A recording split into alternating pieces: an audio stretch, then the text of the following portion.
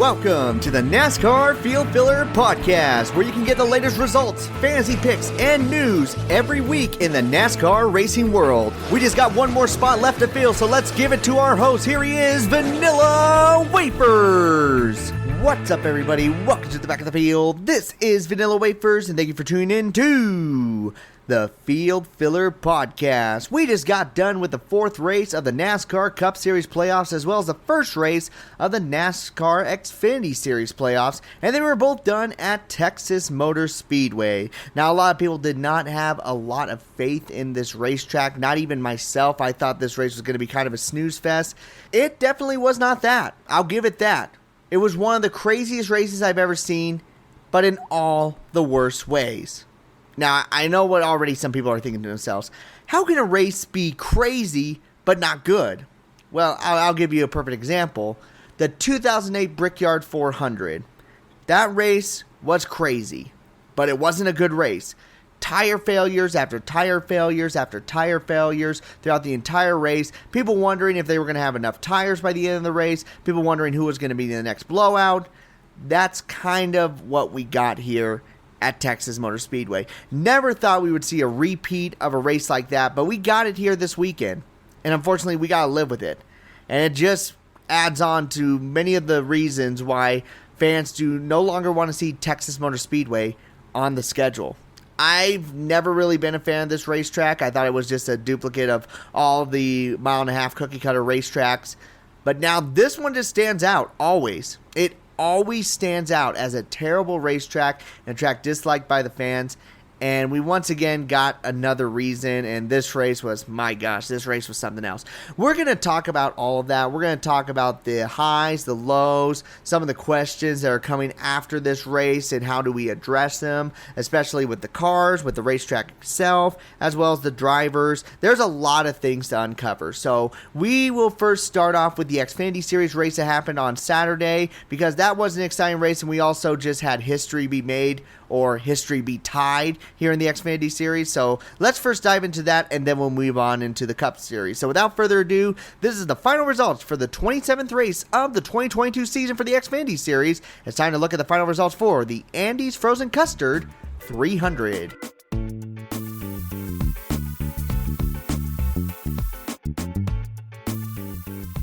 Alrighty, so in this race we had a total of 38 cars enter into the race, meaning no Xfinity Series driver missed out on the main event. The one team that did enter in at first but was not able to make it to the racetrack was the 47 team. I mean, just more problems for this team. It just keeps adding on for those guys. But everyone else was able to race in this event. We had a total of 9 cautions for 52 laps, including one big one. You don't really expect that at a mile-and-a-half track, but we got that here in this race. And we had 14 lead changes among 7 different drivers. In the end, though, the new Mr. September, 4 victories in a row with JR Motorsports. Of course, I'm talking about the number 9 of Noah Gragson gets his 4th victory in a row, as well as his 6th win of the season. He is your winner here at the Andes Frozen Custard 300. Finishing second, we have the top finishing rookie, the number 21 of Austin Hill. In the third spot is the number 54 of Ty Gibbs. Finishing fourth, we have the number 16 of AJ Allmendinger. Finishing fifth was the number 98 of Riley Herbst. Finishing sixth, we have the number 8 of Josh Berry. Finishing seventh is the number 2 of Sheldon Creed. Finishing eighth, we have the number 1 of Sam Mayer. In the ninth spot was the number 39 of Ryan Sieg. And rounding out the top 10, we have the number 38 of CJ McLaughlin. Some noticeable drivers who finished outside the top 10 that we need to mention. Finishing 27th, caught up in an accident, was the number 19 of Brandon Jones, followed by the number 18 of John Hunter Nemechek, who led 60 laps in this race. He is credited with the 28th position. And then more playoff drivers, as we got Justin Allgaier and Daniel Hemrick, both caught up in the same exact accident. They finished 29th and 30th here in this race. Then you got the number 51 of Jeremy Clements. He unfortunately suffered an ignition issue early in the race, and he was out by lap number 79, credited with the 36th position. And then rounding out the field, you got the number 26 of Jeffrey Earnhardt, caught up in an accident in lap number 17. He is credited with the last position here in this race. And that is your final results here for the Andes Frozen Custard 300 at Texas. Now, this Xfinity Series race was not nearly as crazy as the Cup Series race, but there's still a few things that we need to mention here. First, starting off with the biggest one, the number 9 of Noah Gragson. This was a spectacular run by him once again, and he gets 4 victories in a row. This hasn't happened in almost 40 years, 39 years to be exact, as the legend of the Xfinity Series, Sam Ard, was the last person to get 4 victories in a row here in the Xfinity Series. Now you get Noah Gragson in the number 9. He's already announced that he's moving up into the Cup Series full-time next year. Just an incredible job by this driver, and he is looking to be the driver to beat for the championship. He's already advanced into the semifinals. That's always a big jump. So now in the next couple of races where they're going to be Talladega as well as a Charlotte Roval, he doesn't got to worry about those races. And let's be honest, those are some races that you definitely don't want to go in there in a must-win situation because they're just absolutely chaotic. He was able to do this no problem and just showing everyone that he is going to be one of the next best things. We've had some great rookies come up here in the last couple of years. I mean, you had Tyler Reddick in 2020, and then 2021 we got Chase Briscoe. This year we got Austin Cindric. Next year he won't technically be a rookie, but it will be the number 42 of Noah Gragson.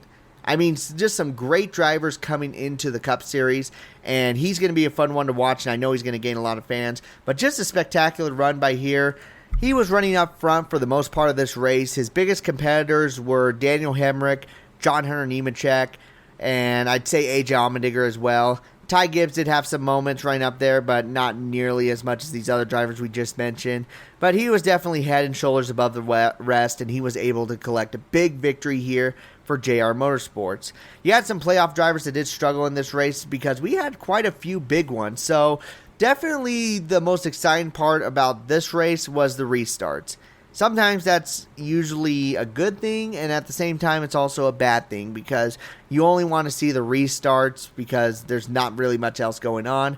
And that's kind of what happened in this race, but the restarts were definitely the situation that happened to quite a few drivers, and the main reason why you had so many big drivers get taken out, including John Hunter Nemechek, Justin Allgaier, and Daniel Hemrick, because what happened on a restart was they were going into turns 1 and 2, and there was contact made with the Joe Gibbs racing cars, and then chaos ensued. All I can say is thank goodness that these drivers were okay, because you had Brandon Jones and John Hunter Nemechek make some heavy hits into the outside wall here on lap number 116, and many cars were collected. It just shows you, though, here in the Xfinity Series, these cars are pretty safe. There's a reason why I'm saying that, because that will be a debate that will be coming up here shortly. But it did take out a lot of drivers, including last year's champion, Daniel Hemrick, and he was actually having a good run. After a year that's been kind of a struggle for him to win one stage and then lead 12 laps and then finish 4th in stage 2, it was looking to be a really good race for that number 11 machine. It's just unfortunate he got caught up in this incident. Justin Allgaier, just bad luck. He's had fast cars almost every single race, and now he's starting to all of a sudden just get caught up in accidents or have penalties at the worst time possible. And Brandon Jones, I mean, he started up front in this race, and for him to be caught up in this mid-race accident was kind of a bummer because he had a really good car as well, which opened the opportunity for a few of these other drivers. And playoff drivers that really stepped up this weekend was Austin Hill. The rookie is just showing why he needed to move up into the Xfinity Series, and he's been doing a spectacular job. It's not just at the super speedways. That's where he's been getting victories, but just over at the road courses he's been doing good. And even here at these mile and a halves, it's been a good showing by that number 21 machine. He also had some good finishes from drivers who were competing for the regular season's championship, Ty Gibbs as well as AJ Allmendinger. I mean, they were running mostly up front for the entire season, so for them to get a good finish here is not too surprising, but definitely with a lot of chaos from the restarts, they needed to make sure they avoided those, and they were successful in doing that. The driver, or team I should say, that I need to definitely give a shout out to is RSS Racing and Ryan Sieg. Not only did this 39 car run for the most part in the top 10 the entire race, but they also had their teammate, the number 38 of CJ McLaughlin, finish in the top 10. So both of their cars get top 10 finishes. So not only did they race their way into the playoffs in that number 39 machine, they're keeping that consistency going, and that is huge for them because you had a lot of cars that got wrecked down this race, 4 to be exact. So for them to catch up with 34 points in the bank, while everyone else got about 24 or less points, that's really good for the number 39 team, and they just need some consistency. They need to be safe at Talladega. They need to run a solid race at also the Charlotte Roval, and you could see them potentially move into the semifinals. That would be absolutely huge for this small team. We shall see. Overall, this race was an all-right one. I mean, it wasn't anything too spectacular outside of the restarts. I mean, Noah Gragson just getting that victory 4 in a row. It's just unbelievable. I know I've said that a couple times, but that is a big, big deal when it hasn't happened in over 39 years. It just proves to show how good of a driver Noah Gragson is when he stays out of trouble. So let's look at the point standings as they sit after the race at Texas. They'll be moving on to Talladega after this. Noah Gragson obviously locks his way in. He will advance on into the round of 8. Then you have the number 16 of AJ Allmendinger. He sits 47 points above the cut line, with Ty Gibbs right behind him by 1 point with 46. Austin Hill sits 30 points above the cut line. Then you got Josh Berry ahead by 24. And then Justin Allgaier sits 20 points above the cut line, even though he was caught up in that incident. And then this is where things get really tight around the bubble, as Sam Mayer and Ryan Sieg are tied for the 7th position, only 1 point above the cut line. 1 point behind them is the number 98 of Riley Herbst. So these 3 drivers definitely in a close matchup where they're going to need to do really good in these next 2 races to get above the rest. Then you got Daniel Hemrick in the number 11. He sits 8 points behind. Brandon Jones sits 13 points behind. And then you got Jeremy Clements with the biggest deficit in the 12th position. He is 29 points behind the cut line, basically almost in a must-win situation going into these next 2 races. But that will conclude talking about the Xfinity Series. I know it's a little short, but there's a good reason for it, because we got to really focus on this Cup Series race. So without further ado, let's move on to the 30th race here in the Cup Series 2022 season. It's time to dive into the final results for the Auto Trader Eco Parks Automotive 500 at Texas. Alrighty, so in this race, no open charter cars. Once again, we only had 36 cars enter into the race. We had 16 cautions for 91 laps. Almost 30% of this race was ran under caution. Crazy to think about that. And we had 36 lead changes amongst 19 different drivers. I didn't realize there was that many leaders here in this race. Just shows you how chaotic it was just right there alone. In the end, though, it was a driver who got his 3rd win of the season, and he's a non-playoff driver. That's right, another non-playoff driver wins the race. It was a driver who was eliminated in the round of 16. Of course, I'm talking about the number 8 of Tyler Reddick for Richard Childress Racing. Leads the most laps in this race with 70. He stays out of trouble, keeps his car clean, and because of that, he's able to get the victory here at Texas Motor Speedway. Finishing second, we have the number 22 of Joey Logano. In the 3rd spot was the number 31 of Justin Haley. Finishing 4th, we have the number 12 of Ryan Blaney. Finishing 5th was the number 14 of Chase Briscoe. In the 6th spot, we have the number 43 of Eric Jones. Finishing 7th was the number 24 of William Byron. In the 8th spot, we have the number 6 of Brad Keselowski. Finishing 9th, we have the number 5 of Kyle Larson. And then rounding out the top 10, we have the number 11 of Denny Hamlin. Finishing 11th was the number 34 of Michael McDowell. Finishing 12th, we have the number 99 Dan Suarez. 13th, the number 1 of Ross Chastain. 14th, the number 7 of Corey LaJoie. 15th, we got the number 2 of Austin Cindric. Finishing 16th with the number 42 of Ty Dillon. 17th, the number 3 of Austin Dillon. 18th, the number 21 of Harrison Burton. 19th, the number 4 of Kevin Harvick, who, by the way, got a flat tire, wrecked his car, and was still able to come back and finish in the top 20. And rounding out the top 20, we have the substitute driver, the number 23 of Ty Gibbs. Some noticeable drivers who finished outside the top 20 that we need to mention. Finishing 25th was the number 45 of Bubba Wallace. In the 29th position, we had the 48 of Alex Bowman. He suffered tire issues in the middle of the race. Then you had the number 19 of Martin Truex Jr., again, tire issues. Chase Elliott in the number 9. Those 2 drivers finished 31st and 32nd. Then you got the number 20 of Christopher Bell. He also suffered multiple tire issues. He finished 34th in this race. And then rounding out the field with an accident on lap number 48, you guessed it, because of tire issues, you have the number 18 of Kyle Busch continuing his bad luck here in the 2022 season. He will be credited with a 36th position overall here in this race. And that is your final results here for the Auto Trader Echo Parks Automotive 500 at Texas Motor Speedway. Oh my God. Oh my goodness. Wow. Yeah, this race was bad. I mean, this race was bad. And let's dive into it. Let's talk about the first biggest controversy here in this race. And that is regarding the tire issues that we saw from beginning to end. So there's been quite a few races here this year where the tires have just been going out throughout the entire race, and it's a lot due to the pit crews just pushing it to the absolute edge, putting a certain amount of air in the tire, and because of that, it causes a lot of these tires to blow out. Never have I seen this many tire blowouts in a race. And not only that, most of them were the leaders. And because of that, most of the tire blownouts could have been caused due to drivers going a little too fast around the racetrack. And that's the worst thing you hear from as a NASCAR fan, is hearing that cars were going too fast around the racetrack and that was causing tire problems.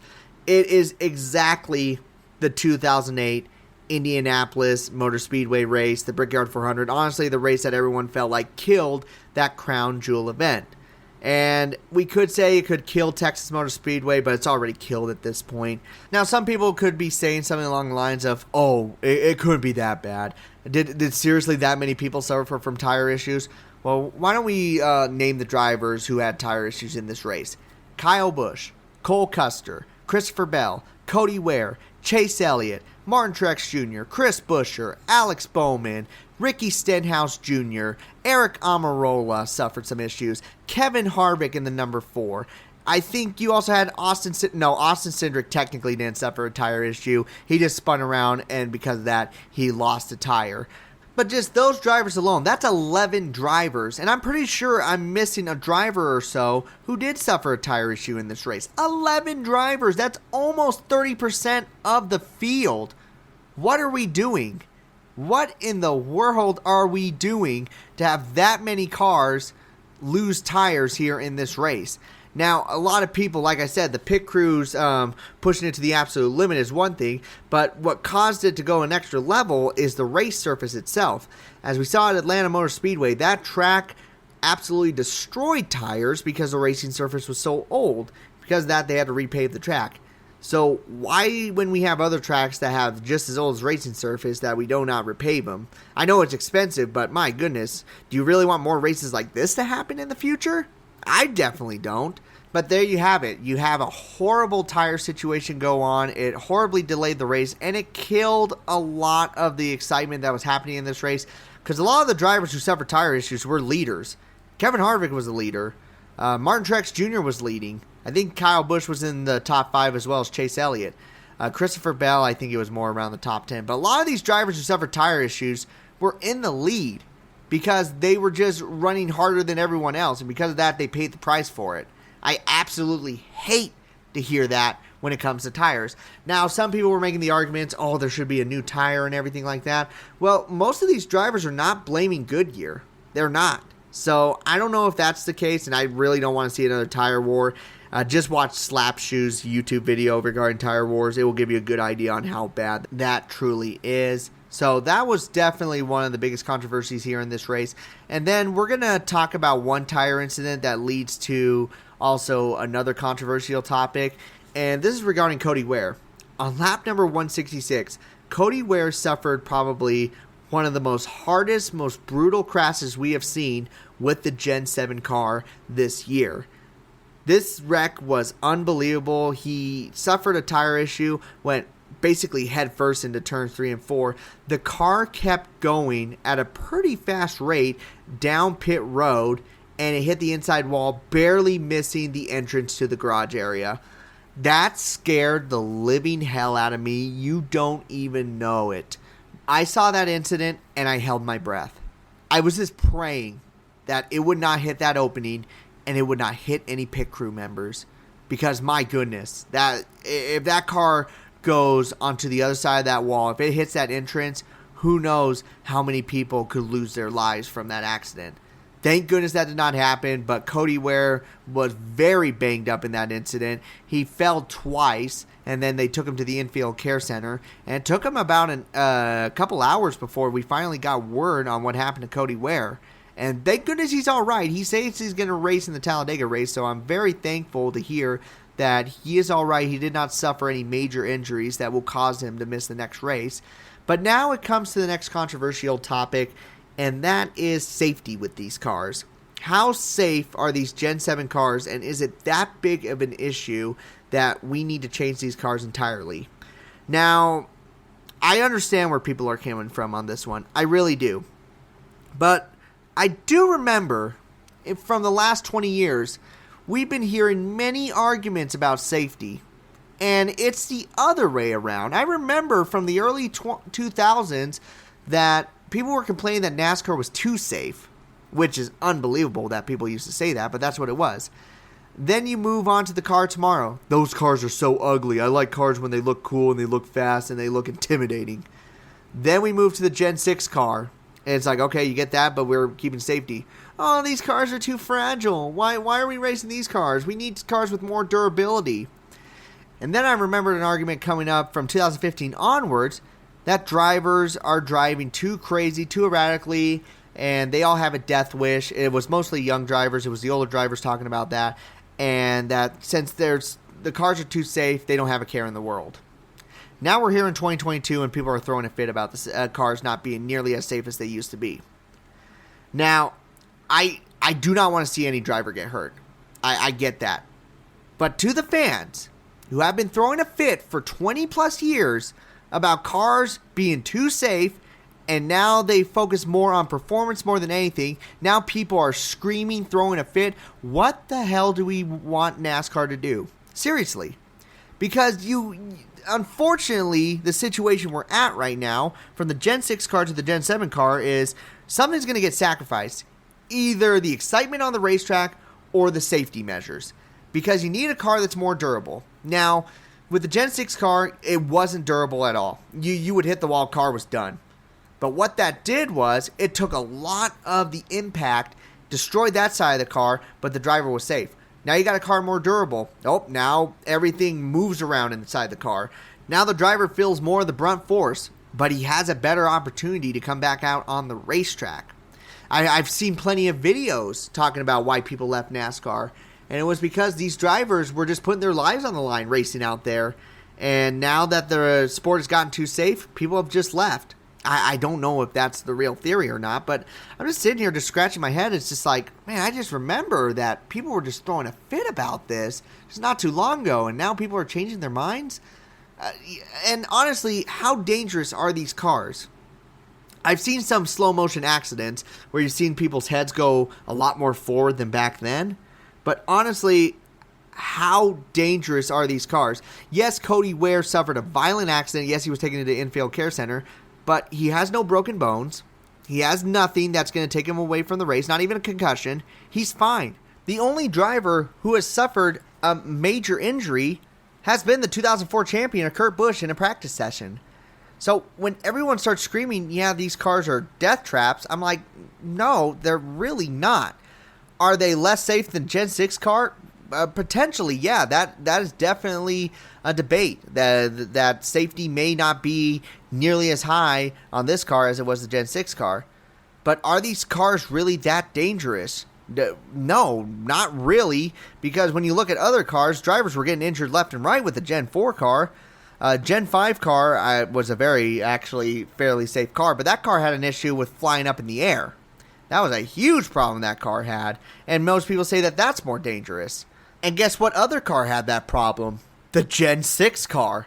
There were many cars that went up on their roofs and flipped multiple times. Scariest one being Ryan Newman, where everyone thought he was for sure passed away from that accident. That was one of the scariest accidents I've ever seen in my life. It's probably second to Jeffrey Bonine's Truck Series incident. Have we seen anything even close to that here in the Gen 7 car? We've been very fortunate. Only one car going upside down. And Harrison Burton was completely fine. I'm going to say that fans may be thinking that these cars are way more dangerous than they actually are. Because drivers are saying, yeah, they feel a lot more sore after an incident. You can definitely tell that they take a lot more force than they ever have before with the Gen 6 car. But this is not a death trap like everyone's saying. These cars are not as dangerous as everyone's taking it out to be. So I don't think we have a major safety issue here right now. I think fans just need to be a little bit more patient with this car. They're going to keep making more adjustments. You've been seeing that they've been doing that. We just can't all of a sudden say that this car is a screaming metal death trap and we should have never went away from the Gen 6 car, because we definitely need to go away from the Gen 6 car because the performance was at an all-time low.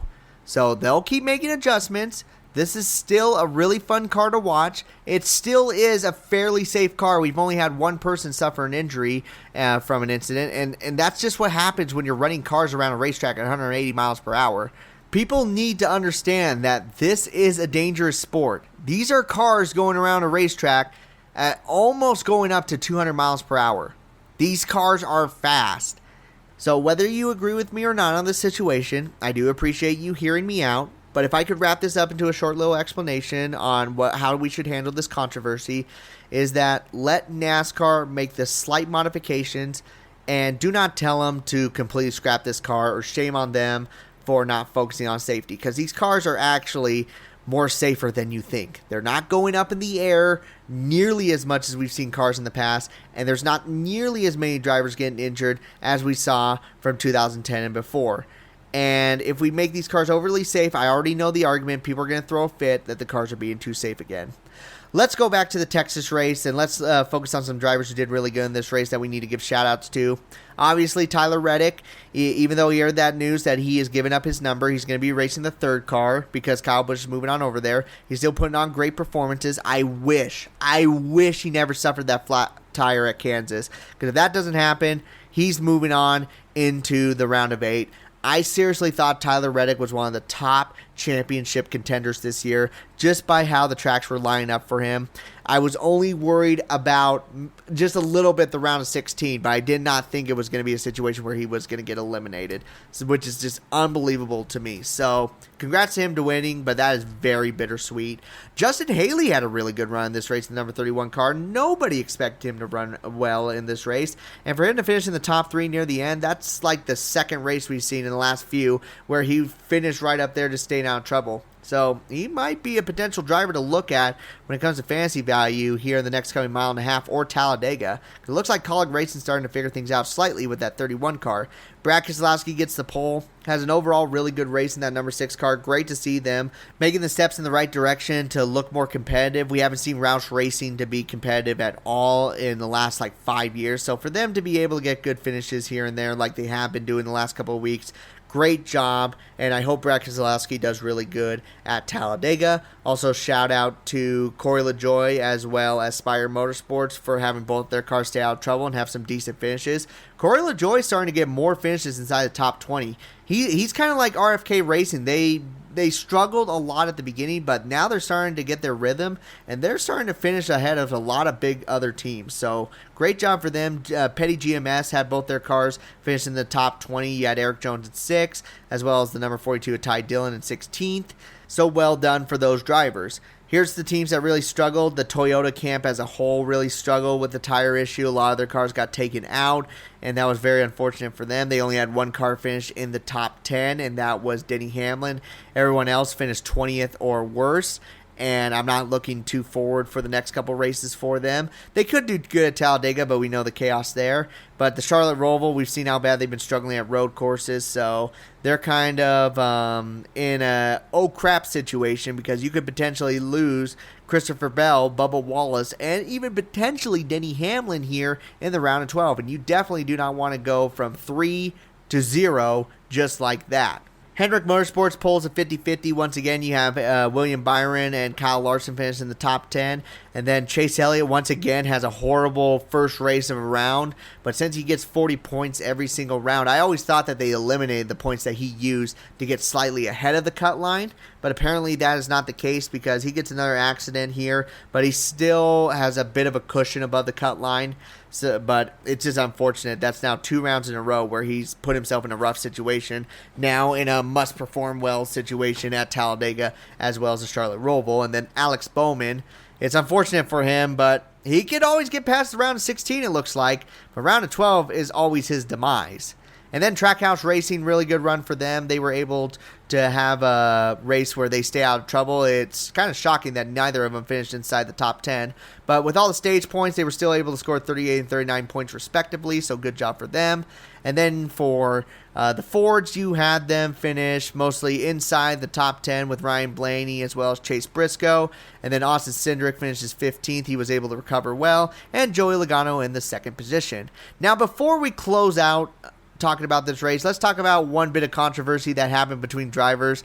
Let's talk about William Byron and Denny Hamlin. I wanted to save this one for the end because I know a lot of people were thinking about this. With this situation, what in the world happened between these two drivers?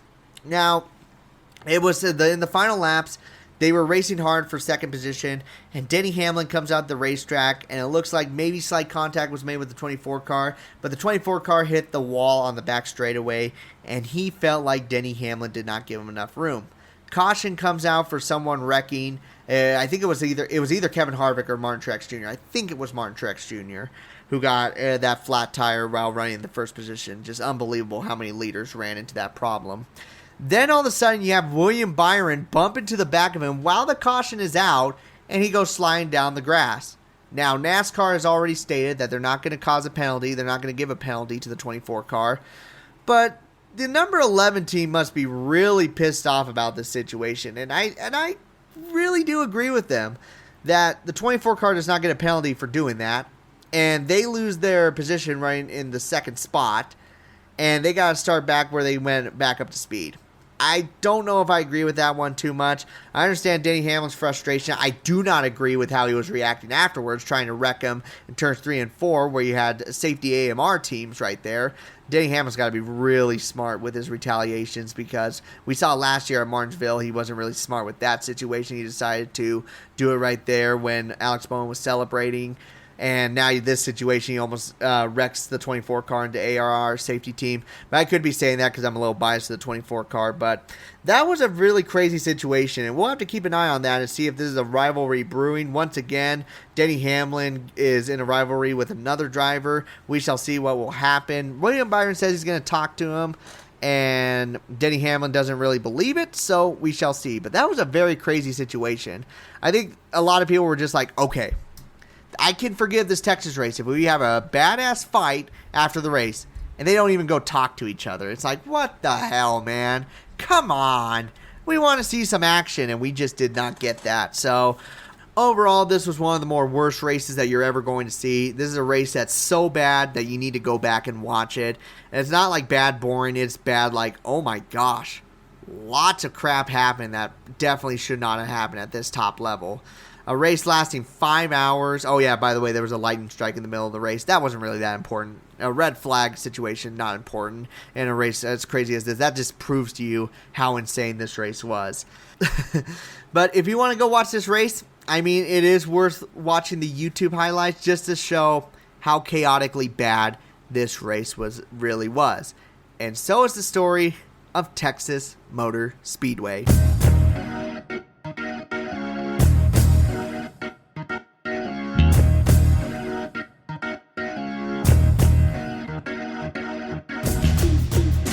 And that will conclude the final results for today's episode, guys. Thank you so much for listening. As far as the Fantasy League went for this weekend, I thought there was going to be a lot of people to struggle, but we actually had 5 teams get 240 plus points. Badass job for you guys. I screwed up and had Christopher Bell and Kyle Busch. I think from here on out, you can't trust Kyle Busch with the number 18 car. It's just not going to end well for you. But you had Chobe Race Fan score 248 points, then Thundergun 3 with 246, and then Turn Sheen at 242. The other people who were able to score 240 plus, we had Logan Bowling and One More Lap. They finished 241, 240. I thought there was going to be a lot more people who struggled here in this race, but you guys just keep kicking ass and keep proving to me how good of predictors you guys really are. As we look at the playoff standings right now, I don't know if it's updated or not. Yeah, it looks like it's updated, as you have Turn Sheen at 914 points. Then you got me at 837, and then Thundergun 3 at 831. Turn Sheen starting to pull away at both the overall as well as the playoffs, so things getting crazy there. He might win both the diecast cars for both the leagues, so very cool to see that. If you still want to join our league, you can do so at NASCAR Field Fillers League. You're probably not going to win at this point, but if you want to finish in the top 3, if you feel comfortable doing that, you can get a shout out on here, as well as my TikTok, which is at VanillaWafers44, where I post daily NASCAR videos. It's mostly guest of drivers, NASCAR therapy, and also my predictions for the race. It's been a little bit better. I know the last couple of weeks I was upset with it, but now that I've found my rhythm, now I'm like, okay, let's just move past that and let's just enjoy making these videos for you guys. Next video coming up on YouTube should be this weekend. It's going to be talking about the 1-year anniversary of Brandon Brown's win, as well as the situation that happened after it. It's going to be the Let's Go Brandon controversy. I'm pretty excited for this video. I'm going to just talk about how much it affected Brandon Brown, so that should be a lot of fun. And if you want to talk to me during the NASCAR race, you can do so at TylerV33 on Twitter. I just post random stuff about the NASCAR race. Let me see what the biggest highlight as far as a tweet went on Twitter here this weekend, talking about the NASCAR race. I believe that tweet was, Jesus Christ, my mother and Maria in the heavens, what in the holy Jerusalem are we watching in this race? Yeah, I just post random stuff on here, but I really enjoy talking to you guys. So again, if you do want to ever chat with me during the race, you can find me at TylerV33. You can also look up Vanilla Wafers or Field Filler Podcast. I pop up either way. But the most important thing, guys, is thank you so much for listening to the best and trying out all the rest. I have been able to fill up the last few remaining minutes of your time, so I'm going to take the car and pull it right on into pit road, collect my last place winnings, and I am out. So you all take care. This has been the Field Filler Podcast.